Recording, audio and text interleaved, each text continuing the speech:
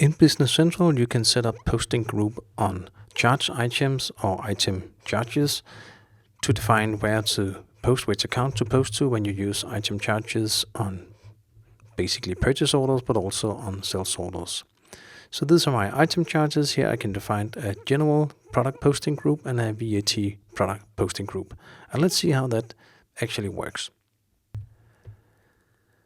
So you will define a general product posting group and a VAT product posting group when you set up your system. And then when you create charge items or item charges, you can assign those to the item charge.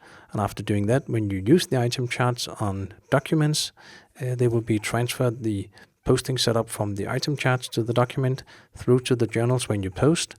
And then the effect will be that the general product posting group will use the general posting setup along with the business product posting group coming from the vendors and customers to determine which accounts to post into, whereas the VAT product posting groups will use the VAT posting setup to determine which VAT account to post into when using item charges. So this is a way to determine how the posting groups on the item charge should work.